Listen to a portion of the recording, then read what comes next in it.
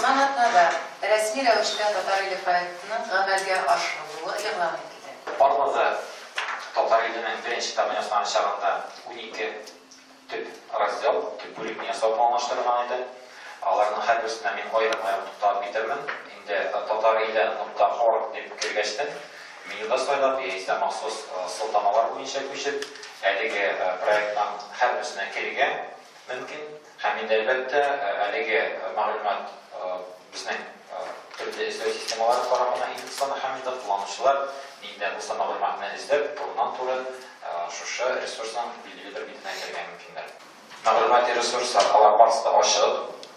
Ягъни кулланучыларга теркәлеп аермачы түгел. Әгәр дә мәсәлән китап укыйсы килә икән, энциклопедия мәгълүматы аласы икән, ул бөтен мәгълүматны алырга мөмкин инде бернинди түләүсез, бернинди теркәлүсез.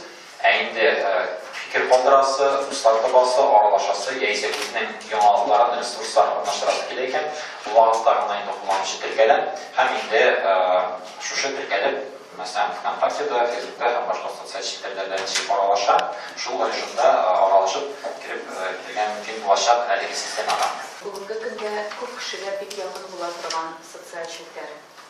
Инде бүгенге көндә эшнең оешуына килгәндә, мәсәлән, шушы 2 ел эчендә хөкүмәт тарафыннан шактый күп киңәшмәләр уздырылды.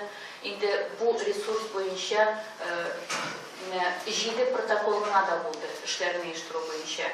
Соңгы протоколларның берсендә монда чыннан да эшне алга таба алып бару өчен барлык бүлекләре шушы ресурсның ул ниндидер министрлыклар һәм ведомстволарга беркетелде һәм бу эшне инде алда шушы министрлыклар, ведомстволар дәвам итәргә тиеш. Вопрос объединения, интеграции – это ключевой вопрос татарского народа. Татар или это один из механизмов, который может объединить татар на какой-то площадке. Ну, в данном случае на виртуальной площадке, потому что для татар это наиболее сейчас оптимальный вариант, потому что... Сертугалинде 2 ел инде татар иле челтәре дип бәхәсләр объектларда үрелде. Я вакытында теге билгеләнгән вакытта чыкмады, я башка мәсьәләләр килеп чыкты. Менә күптән түгел берничә ай элек шушы финанс чыгымнарында да сөз чыкты. Бу акча билгеләнде. Бюджеттан бүленеп бирелгән проектка һәм шушы чыгымнар мәсьәләсендә Татарстан президентына антикоррупция идарәсе дә кушылган. Ничегрәк бу мәсьәлә хәл ителде хәзер инде нуктада? Бүгенге көндә проектны дәүләт ягыннан кабул итү дигән процесс бара. Бу эшне хәзер информатизация һәм белем министрлыгы башкара. Шуңа күрә инде башкарылган эш бик күп, бу сезнең күз алдыгызда. Һәрбер кешене бәялый ала.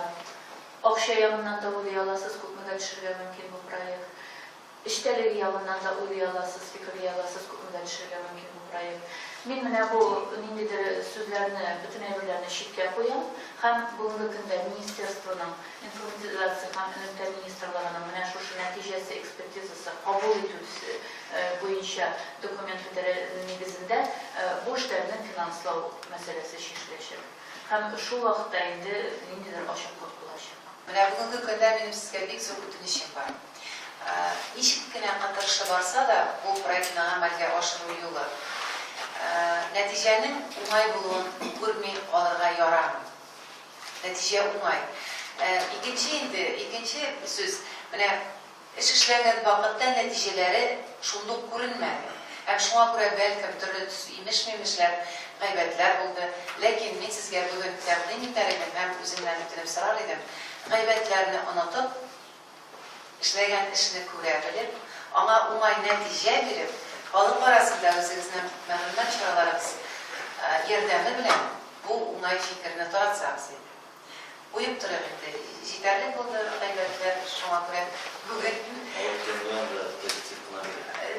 позитив канал, шуңа күрә сезгә бик ышанам.